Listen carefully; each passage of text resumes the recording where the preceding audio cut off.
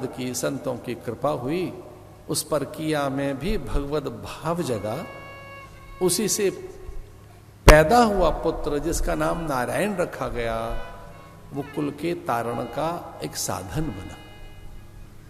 एक इसका अर्थ ये भी है कि किसी भी अवस्था में हम हैं, भगवत विस्मृति हमें न रहे। किसी भी अवस्था में हमें सत्य की स्मृति बनी रहनी चाहिए। इसलिए षष्ठम स्कंध में नाम की महिमा बताई गई है। भाएं को भाएं अनक आलसु, नाम जपत मंगल दिस दसहु।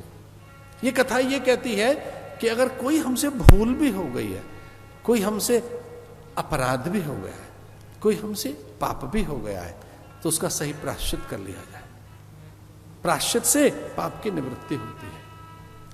भागवत की कथा कहती है कि पाप का प्रायश्चित क्या है, तो मेरे साथ बोलिए नारायण नारायण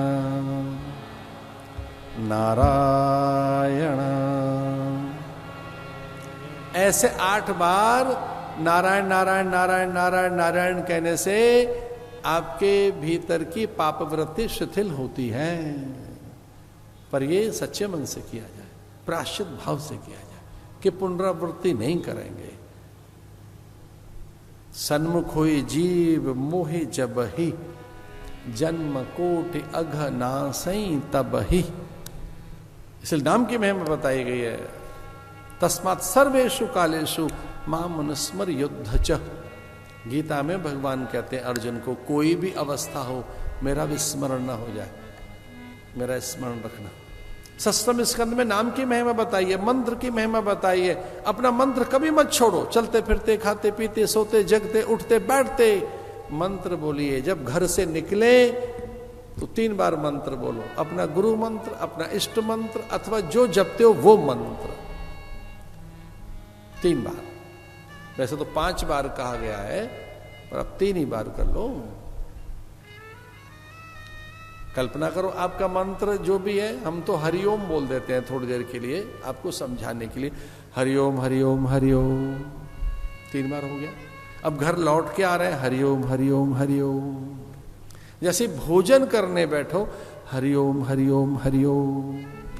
निद्रा के लिए जा रहे हैं, हरिओम हरिओम हरिओम।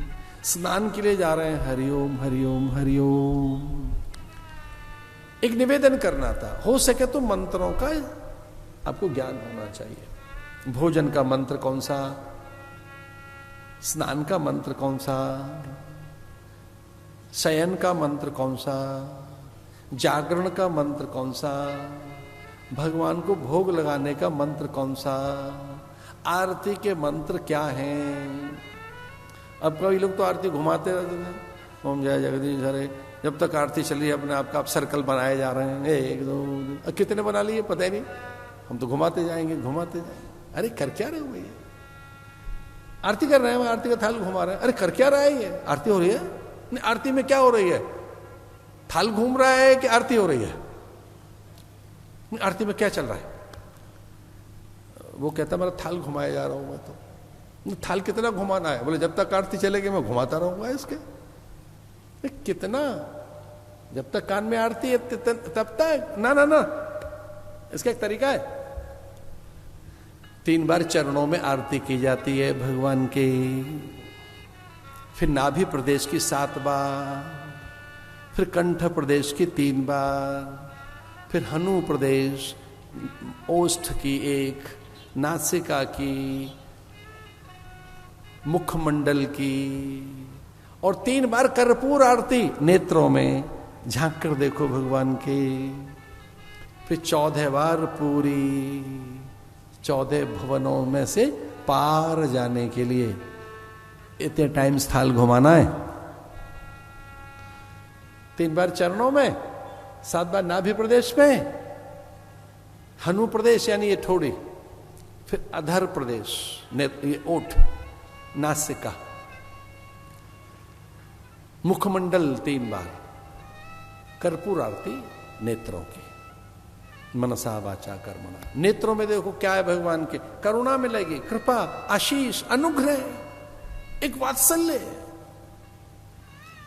फिर 14 बार प्राणिपात, वंदन, निवेदन, प्रतिवेदन भगवान की।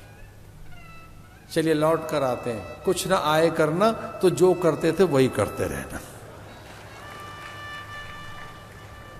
कुछ ना आए करना, करते रहना। इतना तो कर सकते हो कि चरण देखने एक बार, नाभि प्रदेश देखना है। चरण देखना मैंने क्या करना है? अरे यहां से गंगा निकली है। चरण कमल बंदऊ हरिराई, झाकी कृपा पंगु गिरि लंगे, अंधे को सब कछु दरसाई। चरण कमल बंदऊ हरिराई। चरण कमल का ध्यान कीजिए। नाभि प्रदेश का, यहीं से ब्रह्मा का जन्म हुआ है। हनु प्रदेश और अधर, नेत्र, अद्भुत विधा है। अलग अलग संप्रदायों की अलग अलग विधाएं हैं। वल्लभ में अलग है, निम्बार्कियों की अलग है, रामानंदियों की अलग है, रामानुजों की अलग है, सन्यासियों की बिल्कुल अलग है। तो जो आपकी परंपरा है, आपके संप्रदाय की जो मान्यता है, आपका जो इष्ट है, उसके अनुकूल है आरती। अब 5 तरीके के देवता हैं हमारे, तो 5 ही विधाएं आरती की। हमारे 5 देवता है ना, तो 5 ही आरती है। 5 देवता है हमारे, 5 आरती है। कौन कौन से देवता है? पहले गणेश, दूसरे सूर्य, तीसरे विष्णु, चौथे शिव और 5वीं पराम्बा। हम ज्यादा उलझाना नहीं चाहते आपको, हम एक बात कहना चाहते हैं, आरती में आर्त अवस्था बनाइए।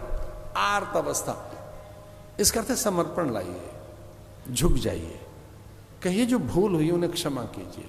आगे से नहीं करेंगे।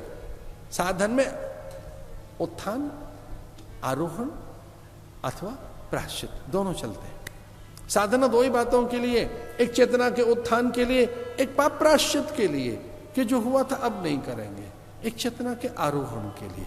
इष्ट का तो स्मरण 2 ही बातों के लिए तो होता है, और तीसरी कोई बात ही नहीं। इष्ट का स्मरण केवल इष्ट की स्मृति 2 बातों के लिए है ना, एक तो पाप प्रायश्चित के लिए और दूसरा चेतना के आरोहण के लिए, उत्थान के लिए।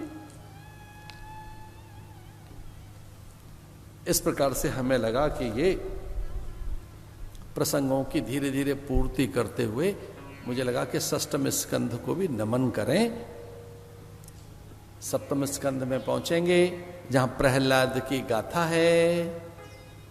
समुद्र मंथन करेंगे जहां से लक्ष्मी का आगमन होगा। भगवान राम का अवतरण, इस तरह से कल की कथाएं बड़ी अद्भुत मांगलिक कथाएं कल की, जिनमें देव अवतरण होगा, जिसमें वामन अवतरण, लक्ष्मी का अवतरण, समुद्र मंथन, अमृत की प्राप्ति आदि देवगणों की उत्पत्ति की बात। समय की मर्यादा का पालन करते हैं